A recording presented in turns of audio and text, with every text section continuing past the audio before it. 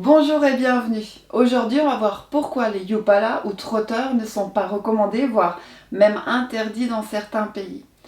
Avant de vous l'expliquer, si vous le désirez découvrir les prochaines vidéos sur la pédiatrie et quelques conseils associés, je vous laisse, si vous le désirez, vous abonner à la chaîne. De plus, si vous avez une question sur cette vidéo, que vous voulez partager vos expériences, je vous invite à le faire dans les commentaires. Les Yupala, également connus sous le nom de trotteurs pour bébés, sont des dispositifs qui permettent au bébé de se déplacer en étant soutenu par un siège et des roulettes. Cependant, ces dispositifs ont été interdits dans certains pays, notamment au Canada, aux États-Unis et en France, en raison de préoccupations concernant la sécurité et les risques pour la santé des bébés. De plus, sur le point de vue du développement, ils ne sont pas du tout, mais pas du tout recommandés. Au premier abord, les Yupala peuvent sembler pratiques pour les parents car ils permettent au bébé de se déplacer rapidement et de se tenir debout avant qu'il ne soit capable de le faire. Mais si votre bébé n'est pas capable de se tenir debout, c'est pour quelle raison? Simplement que ses muscles ne sont pas encore prêts à le faire. Alors, si vous voulez l'aider, laissez-le au sol comme nous en avons déjà parlé dans une autre vidéo. Pour se préparer à marcher, votre enfant a besoin d'entraîner son corps à le faire et c'est seulement en s'accrochant au meuble qu'il pourra y arriver. Ce n'est pas un trotteur qui va lui apprendre à marcher.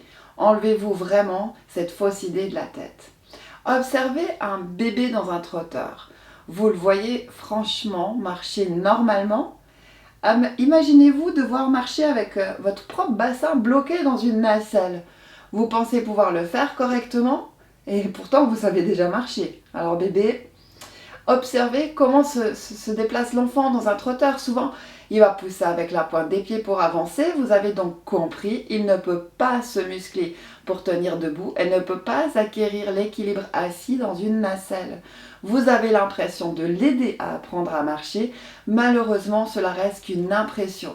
Vous êtes juste en train de retarder sa marche. Je suis navrée de vous dire ça, mais si vous comprenez ce que je vous explique, vous allez réaliser qu'on retarde malheureusement la marche d'un enfant avec un Yupala. Il n'y a pas de miracle. Apprendre à marcher comprend également des chutes qui vont permettre au cerveau de comprendre ce qu'il ne fallait pas faire pour ne plus tomber. Et le seul moyen d'y arriver, c'est de laisser votre bébé expérimenter, bien entendu, en toute sécurité. De plus, ces dispositifs peuvent également présenter des risques pour la sécurité des bébés. Les bébés dans les Yupala peuvent se déplacer à grande vitesse et sans supervision, ce qui peut entraîner des chutes, des blessures, voire même la mort. Les Yupala peuvent également permettre au bébé d'atteindre des objets dangereux ou des surfaces chaudes qui peuvent causer des brûlures. Pour résumer, les Yupala peuvent retarder le développement normal des bébés. Les bébés dans les Yupala ne sont pas en mesure de ramper, de se mettre à quatre pattes ou à marcher sur leurs propres pieds, ce qui peut retarder leur développement moteur et affecter leur équilibre et leur coordination. En raison de ces préoccupations concernant la sécurité et les risques pour la santé des bébés, de nombreux pays ont interdit l'utilisation des Yupala.